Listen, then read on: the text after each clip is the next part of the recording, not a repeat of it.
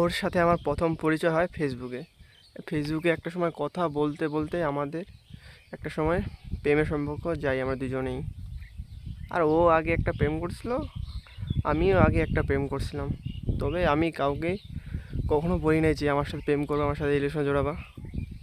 হ্যাঁ, ও আগে আমায় বলছিল। আর এর আগে যার সাথে কথা বলছি ও আমায় বলছিল আগে। তারপর আমরা দুজন একটা সময় প্রেমের সম্মুখে জড়াই। কিন্তু এখন আসলে ও ক্লাস 9-এ পড়ে এখন।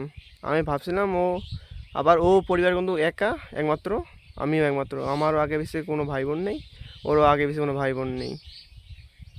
আসলে আমাদের এখন মেন সমস্যাটা হলো এই যে আমাদের বাংলাদেশে এই ছাত্র আন্দোলনের পর থেকে এই যে হিন্দুদের উপর কোথাও ঘরবাড়িতে আগুন দিচ্ছে, কোনো কিছু সব শুনছে, আবার শুনছে যে মেয়েকে উঠে নিয়ে যাচ্ছে, কি জানি না কতটা সত্য কতটা বাস্তব।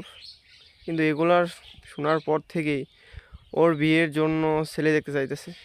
আর আমি বর্তমান সময় কি করব, কোনো কিছু একটা জানি না, কোনো কিছু কাজ করি না, কিন্তু আমার ভালোবাসাটাকে টিকিয়ে রাখতে চাই, বাঁচিয়ে রাখতে চাই। কিন্তু জানি না আমার ভালোবাসাটা বাঁচিয়ে থাকবে কি না।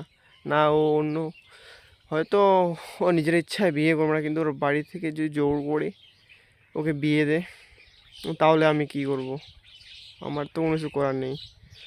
আমি আমার ভালোবাসা বাঁচিয়ে রাখার চেষ্টা করছি, তার জন্যই এই আমার মাথায় এই আইডিয়াটা আসলো। আমি টিকটকে যারা আর কি ভাইরাল ব্যক্তি, এই টিকটকে ঢুকে তাদেরকে আমার এই কথাগুলো তারপর আপনারা দেখছেন, এখানে আসেন। আর আমি চাই আমার পাশে থাকুন, আর হয়তো শেয়ার করুন।